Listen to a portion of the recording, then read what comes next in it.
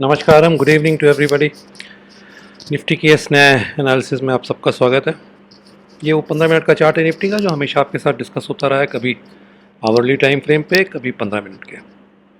एक trend line कल यहाँ जा रही थी हमारी, जिसका ब्रेकआउट आज उम्मीद थी होगा। ऊपर गए, सस्टेन नहीं किया। जब भी कोई पैटर्न कंप्लीट होता है, फिर उस मूव का सस्टेन होना थोड़ा दिक्कत होता है।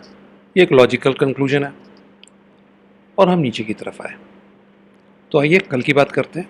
इससे पहले किसी तरह की इलियट वेव एनालिसिस शुरू करें, थोड़ा सा सिंपली इस चार्ट को देखिए, बिना किसी टेक्निकल नो हाउ की कि क्या बता रहा है आपको। और वहाँ पे सबसे इंपॉर्टेंट चीज़ है गैप्स। 1 2 3 गैप। अब 3 गैप की कहानी आप देखिए। पहला गैप, हमने इस गैप को पूरी इज्जत दी। इसके यहाँ से जो ब्रेकआउट ऊपर की तरफ गया, इसको हमने टच भी नहीं किया। इस गैप को हमने टेस्ट किया और इसको ब्रेक किया। यहाँ पे इस गैप को हमने पूरा का पूरा बंद कर दिया, जिसको टेक्निकल भाषा में बोलते हैं गैप हैज़ बीन क्लोज्ड। तो बहुत क्लियरली एक इंडिकेशन है मार्केट का। गैप्स धीरे धीरे करके जैसे मूव आवे जा रहे हैं, सस्टेन नहीं हो पा रहे हैं। तो ये सीधी सी बात है, जब भी कोई मूव मोमेंटम गैदर कर रहा होता है, सस्टेनेबिलिटी बढ़ती है। जब भी कोई मूव अपने मध्य चरण के ऊपर पहुंच जाता है, यानी कि टुवर्ड्स द फाइनल स्टेजेस और towards the latter half of the move जिसको बोलते हैं, तो फिर सस्टेन नहीं होता है। गैप सस्टेन होना बंद हो जाते हैं। तो इसका क्लियर कट इंडिकेशन है मार्केट का। इस बात का नहीं है कि आप सब बेच दीजिए और हेविली शॉर्ट हो जाए, बिल्कुल नहीं, क्योंकि ऐसा कोई सिग्नल नहीं है मार्केट में। लेकिन एक बात का क्लियर कट सिग्नल है कि अगर आप लॉन्ग हैं तो आपको थोड़ा सा कॉशन होना चाहिए, थोड़ा सा कॉशियस रहना चाहिए। और वैसे भी मेरा मानना है, प्रॉफिट अगर घर और बैंक पहुंच जाए तो बहुत अच्छी बात होती है। तो longs there is nothing to worry about, but there is always a reason to be cautious.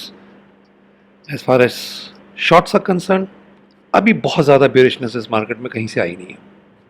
हाँ, एक आज बेरिश मूव आपको नीचे की तरफ दिखा है शॉर्ट टर्म पे, वो भी यहाँ कंप्लीट होता हुआ दिख रहा है, क्योंकि ये ट्रेंड लाइन अगर आप ड्रॉ करेंगे तो टूट रही है।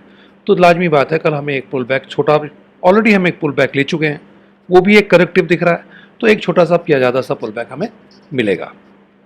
तो करेक्टिव मूव्स का पुल बैक बिल्कुल सीधी सी बात है। आप रिट्रेसमेंट निकालिए इसका 61.8, तो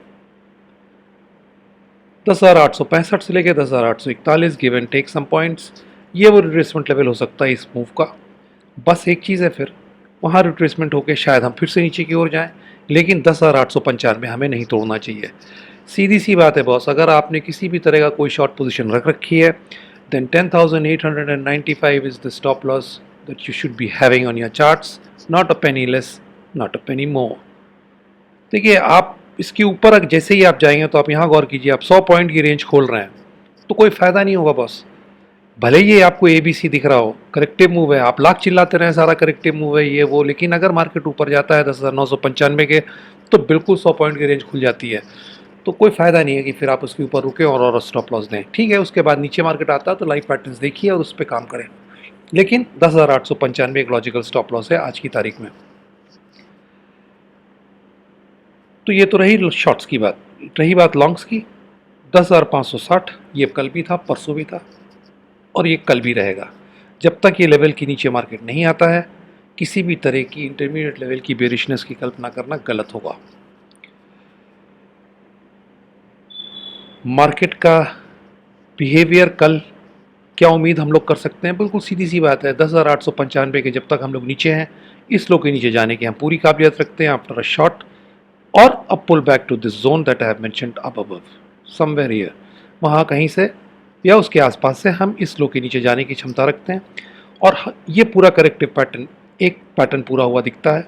नेक्स्ट पैटर्न हमारा 10,677 के नीचे और 10,560 के ऊपर, यहाँ कहीं पूरा होना चाहिए। This should be the corrective zone that this market should be attending to. सीधी सी बात है, उसका लॉजिक ये है कि अगर ये इम्पल्स है तो भी इसको इस इनर वेव पे रिट्रेस होना पड़ेगा। बिना इसके कोई रास्ता नहीं है, कोई चारा नहीं है मार्केट को कंफर्मेशन देने का। अदरवाइज तो फिर ये 100% सब करेक्टिव मूव चल रहा।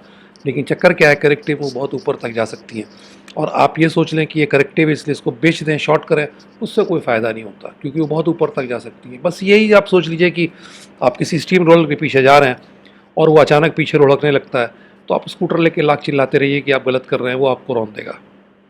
तो स्टॉप लॉस यहीं रखिए 10,895 पे अगर आप शॉर्ट हैं। लॉन्ग्स के लिए ये है, एक छोटा सा करेक्टिव पैटर्न नीचे यहाँ कहीं पूरा हुआ है, कल शायद एक पुल बैक ऊपर की तरफ आए हमारे पास और उसके बाद फिर से हम इस लो को टेस्ट करें। इसके नीचे जाने की कोशिश भी कर सकते हैं और जा भी सकते हैं 10,670 से लेकर 10,560 के बीच में कहीं। तो निफ्टी का तो फिलहाल के लिए इतना ही है, इससे ज़्यादा नहीं है। थोड़ा बैंक निफ्टी के बारे में बात करते हैं। कल आपसे चर्चा नहीं हो पाई थी क्योंकि थोड़ा सा फैमिली इंगेजमेंट्स थे जिसके कारण बिजी था मैं, और इसमें बहुत अच्छे पैटर्न है जो मैं आपके साथ डिस्कस करना चाहता था। ए बी कुछ सी टाइप का मुंह दिख रहा है आपको, ये 2 नहीं हो सकती है पहली बात। If this is a 1, this is a 2, then this can only be a terminal impulse, nothing else. Trending impulse का ना ये 1 है ना ये 2 है क्योंकि हमने बहुत ज़्यादा रिट्रेस कर दिया है। बात ये सब नहीं है, बात यहाँ पे है। मैं आपसे हमेशा बात करता हूँ टर्मिनल, ट्रेंडिंग इम्पल्सेस की, लीडिंग डायगनल, एंडिंग डायगनल्स की। रीडिंग डायगनल्स तो होती नहीं है मेरे हिसाब से। ये पैटर्न आपको देखना चाहिए। This is 1, this is 2, this is 3, this is 4, this is 5, this is a terminal impulse. और हमेशा जब भी मैं ये बात करता हूँ, कभी आपको दिखा नहीं पाया इसको, इसके इम्प्लीकेशंस क्या होते हैं, ये होते हैं जैसे ही पैटर्न कंप्लीट होगा सीधे उसके नीचे जहाँ से उसने शुरुआत की थी, यहाँ से शुरू हुई, यहाँ पूरी हुई, अगले दिन यहाँ आपको मिलेगा ये मार्केट। ये होती है इसका इम्प्लीकेशन और ये होता है इसका कैरेक्टरिस्टिक। ये first wave extended terminal impulse है। Usually terminal impulse first wave extensions लेके चलती हैं। वेव 3 एक्सटेंशंस बहुत कम मिलते हैं आपको। तो वेव 1 अगर एक्सटेंड होती है या वेव 3 एक्सटेंड होती है तो फिफ्थ वेव का लाजमी है, अनिवार्य है कि वो 1-3 ट्रेंड लाइन के ऊपर ब्रेक दे, जिसको आप फॉल्स ब्रेकआउट कहते हैं। ये ब्रेक होना जरूरी है, बिना इसके ये पूरा नहीं होगा पैटर्न, ध्यान रखिएगा। और इसके बाद एक बार ब्रेक इन करता है मार्केट तो फिर इसके नीचे ही जाएगा अगर ट्रेंडिंग इम्पल्स है, माने कि अपने ओरिजिनेटिंग पॉइंट के नीचे। ये एक इंपॉर्टेंट चीज़ है, आप इसको देखिएगा। ये वो पैटर्न होता है जिसका फॉल आउट ऐसे होता है। दूसरी इंपॉर्टेंट चीज़ जो आपके साथ इसमें शेयर करनी थी वो यहाँ पे है।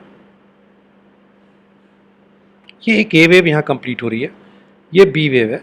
आप गौर से देखें, इस बी वेव ने 61.8% रिट्रेस नहीं किया है, यानी कि ये पूरा स्ट्रक्चर फ्लैट नहीं है, ये जिगजैग है। और इस जिगजैग में ए वेव यहाँ पे और बी वेव ने 50% के ऊपर रिट्रेस कर दिया है।